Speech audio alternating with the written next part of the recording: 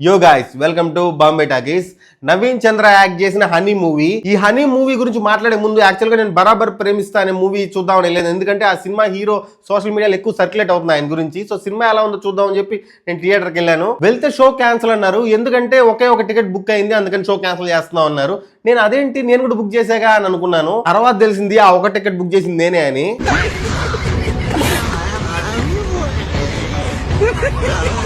సరే అది పోతే పోయింది. మన బిగ్ బాస్ ఫేమ్ అమర్దీప్ నటించిన సుమతి శతకం సినిమాను చూద్దాం అనుకున్నాను. కానీ డౌట్ వచ్చి ముందే థియేటర్ దగ్గరికి అడిగాను షో ఉందా లేదా అని. ఆ టికెట్స్ ఇప్పటికైతే బుక్ కాలేదు, మేబీ ఉండొచ్చు ఉండకపోవచ్చు అన్నారు. సో రిస్క్ ఫ్యాక్టర్ ఎందుకని చెప్పి హనీ మూవీకి వెళ్ళాను. లక్కీగా అక్కడ ఒక 20 to 30 మెంబర్స్ ఉన్నారు థియేటర్ లో. తిరుపతిలో వెంకటేశ్వర స్వామి చూసినప్పుడు కూడా ఇంత ఆనందం కలగలేదురా. ఈ హనీ మూవీ కథ చేతబడులు, బ్లాక్ మ్యాజిక్ లాంటి మూఢనమ్మకాలతో ఎంతో మంది తన సొంత ఫ్యామిలీ మెంబర్స్ చంపేసుకున్నారు. అన్ఫార్చునేట్లీ ఈ రోజు కూడా అలాంటి ఈవెంట్స్ జరుగుతూనే ఉన్నాయి. సో ఇలాంటి ఇన్సిడెంట్స్ నుంచి ఇన్స్పైర్ అయ్యి తీసిన సినిమా. ఈ సినిమా స్టార్టింగ్ 20 to 30 మినిట్స్ ఒక మంచి ఇంప్రెషన్ క్రియేట్ చేస్తుంది.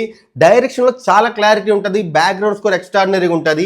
ఈ 20 to 30 మినిట్స్ తర్వాత సినిమాలో ఉన్న సస్పెన్స్ పాయింట్ ని హైడ్ చేసి దాని మీద జరిగే ప్రాసెస్ మీద కథ నడుస్తూ ఉంటుంది. సో ఆ సస్పెన్స్ పాయింట్ ఏంటి అని తెలుసుకోవాలని చెప్పి ఆడియన్స్ లో ఒక ఇంట్రెస్ట్ క్రియేట్ అవుతుంది. సినిమా ఒక 1 hour దాటిపోతుంటది, కానీ ఇంకా సస్పెన్స్ పాయింట్ అనేది రాదు. Even interval వచ్చేస్తుంటది. ఆడియన్స్ ఏమో ఏదో ఒకటి చెప్పండి రా బాబు, ఎందుకు ఇదంతా జరుగుతుంది అన్న ఎక్సైట్మెంట్ లో ఉంటాడు. ఇంటర్వెల్ కూడా కాస్త కొస్త కూడా రివీల్ చేయరు. పోయి పోసుకొని కాస్త కొస్త పాప్కార్న్ తినేసిరా అని చెప్తాడు డైరెక్టర్. పోనీ ఇంటర్వెల్ తర్వాత సెకండ్ హాఫ్ లో కూర్చున్నాక సెకండ్ హాఫ్ సగం వరకు కూడా ఏం రివీల్ కాదు. లాస్ట్ గా ఆడియన్స్ ఏ స్టేజ్ కి వచ్చేస్తుంటే అరే ఏమన్నా చేసుకోపోరా నాయన, మాకు ఇంట్రెస్ట్ దొబ్బింది, ఆ సస్పెన్స్ వస్తే రాని లేకపోతే పోనీ అనుకుంటాడు. నాకు ఇంట్రెస్ట్ పోయింది, ప్రోగ్రామ్ వస్తే రావండి, పోతే పోనివ్వండి. అంటే ఆడియన్స్ పేషెన్స్ ని టెస్ట్ చేసేలా ఉంటుంది ఆ సస్పెన్స్. పోనీ ఆ సస్పెన్స్ ఏమైనా ఎక్స్ట్రాడినరీగా ఉంది అంటే చాలా ఫ్లాట్ సస్పెన్స్.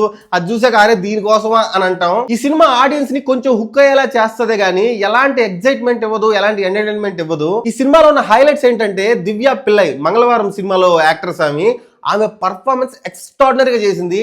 ఆమె పర్ఫార్మెన్స్ చూసి ఆమె ఎమోషన్ కి ప్రతి ఆడియన్స్ కనెక్ట్ అవ్వగలుగుతారు. ఆ రేంజ్ లో చేసిన performance. And second thing is background score. ఇంత తక్కువ బడ్జెట్ మూవీ నుంచి అంత క్వాలిటీ ఉన్న బ్యాక్గ్రౌండ్ స్కోర్ ఎక్స్పెక్ట్ చేయలేదు. Extraordinary background score. డైరెక్షన్ కూడా బాగుంది. అంటే ఆ కథకి కావాల్సిన డైరెక్షన్, ఆ సీన్ ఎలా పిక్చరైజ్ చేయడం అనే విషయంలో చాలా క్లారిటీ ఉంది. కానీ ఇక్కడ మిస్టేక్ ఎక్కడ జరిగింది అంటే రైటింగ్ స్ట్రాంగ్ గా లేదు. చాలా ఫ్లాట్ రైటింగ్, చాలా ఫ్లాట్ పాయింట్. ఒక చిన్న పాయింట్ మీద 2 గంటలు సినిమా తీసాడు, అది నీట్ గా తీసాడే కానీ ఎక్కడ ఆడియన్స్ ఇంప్రెస్ అయ్యేలాగా తీయలేదు. ఎక్కడ ఆడియన్స్ ఇంప్రెస్ అయ్యేలాగా కథలో టర్న్స్ ట్విస్ట్లు ఏం జరగవు. కానీ ఇవన్నీ లేదు. కనీసం భయం అన్న పుట్టిస్తుంది అంటే ఒక్క హర్రర్ సీన్ కూడా ఉండదు సినిమాలో. ఒకవేళ ఈ సినిమా చూడాలనుకుంటే ఓటీటీలో టైం పాస్ కోసం చూడొచ్చు, పర్లేదు అని అనిపించచ్చేమో ఓటీటీలో చూసినప్పుడు. బట్ థియేటర్కల్ ఎక్స్పీరియన్స్ ఇవ్వడంలో మాత్రం ఈ సినిమా ఫెయిల్ అయిందని చెప్పాలి.